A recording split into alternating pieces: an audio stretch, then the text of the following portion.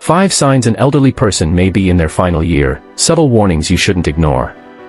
There's a quiet kind of wisdom in old age, a beauty in silver hair and weathered hands that have held generations. But sometimes, the body begins a silent countdown.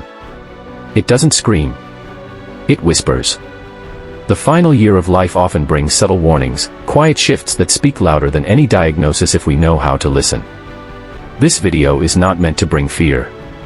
It's meant to bring awareness, compassion, and presence. Whether you're a caregiver, a son, a daughter, a spouse, or a close friend, understanding these signs can be the difference between regret and readiness, between silence and meaningful goodbye. Today, we'll explore 5 powerful signs that may indicate an elderly person is entering the last year of life. Each one is more than physical, they're emotional, spiritual, and deeply human. Let's begin. Sign number 1, unexplained and persistent weight loss. Weight loss in the elderly is not unusual. But when it's sudden, unexplained, or continues without clear reason, it's worth paying attention to. We're not talking about dieting or skipping meals here. We're talking about deeper, involuntary decline, when the body stops absorbing nutrients efficiently, or begins to shut down systems silently.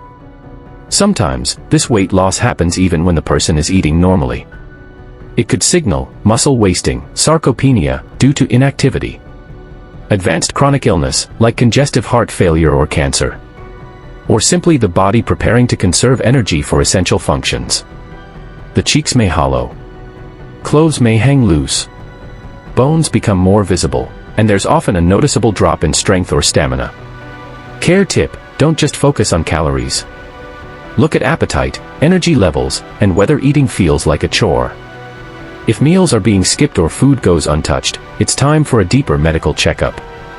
And more importantly, offer emotional support, not just food. Sign number 2, emotional withdrawal and loss of interest. One of the most profound, and most overlooked, indicators is emotional withdrawal. Imagine someone who once loved to chat on the phone, laugh at old movies, or tend to their garden. Now they prefer to sit in silence. Or sleep more than usual. Or cancel visits, saying, maybe next time. It may look like depression, and sometimes it is. But often, it's a subtle retreat from life. This can be incredibly hard for families to witness. You may feel hurt, confused, or even frustrated, but try to see it differently, not as rejection, but as a natural turning inward. A gentle step away from the noise of the world. Emotional withdrawal often comes with less interest in hobbies. Refusal to make future plans. Speaking less. Wanting to be alone. Care tip: respect their space, but don't disappear. Sometimes just sitting quietly beside them, holding a hand, or playing soft music is enough. Connection doesn't always require words. Sign number 3, sleep pattern changes. In the final stages of life, sleep becomes unpredictable.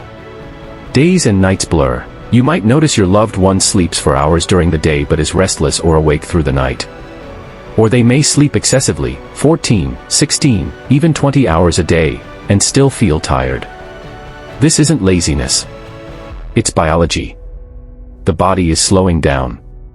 Organs begin to function differently. The circadian rhythm, which controls our internal clock, becomes unstable. The brain begins to lose track of time. In some cases, these changes may be due to medication, pain, or a medical condition like dementia.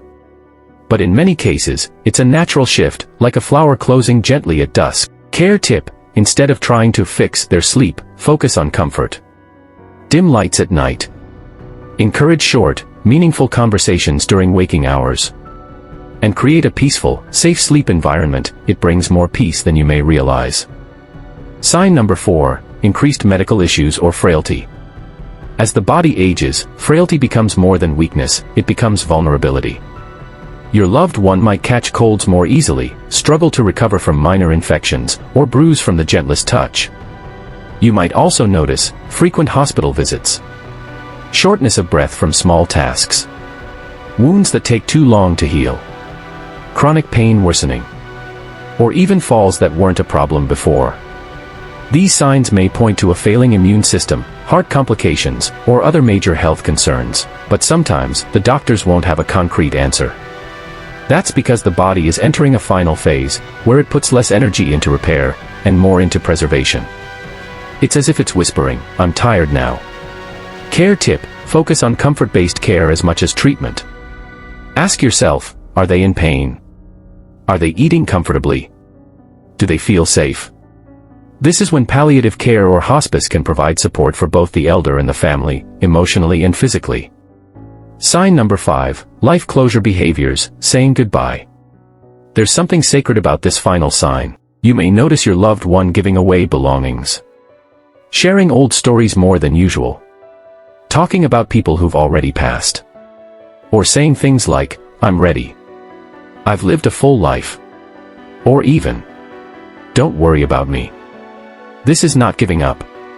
It's letting go. Some write letters. Others ask to visit certain places or people one last time. Some will apologize, forgive, or ask for forgiveness. This emotional closure is powerful. It's how the soul begins to prepare for peace. It doesn't mean death is immediate, but it means the person is becoming internally ready. Care tip: don't stop them. Don't brush it off with "don't say that" or "you'll be fine." Instead, listen. Be present.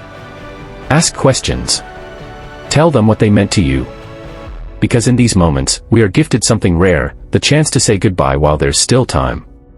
Conclusion: death is not the opposite of life, it's part of it. The final year doesn't have to be one of fear, denial, or silence. It can be one of presence, love, grace, and shared memories. By recognizing these signs, you're not preparing for loss, you're preparing for connection. You're choosing to walk beside your loved one, not behind them. So hug a little longer. Listen a little deeper. Laugh when you can. Cry when you need to. And most of all, cherish each day. If this video brought you comfort or insight, please share it with someone who may need it. Subscribe for more heartfelt content on aging, caregiving, and the beauty of life's final chapters. Thank you for being here. You're not alone.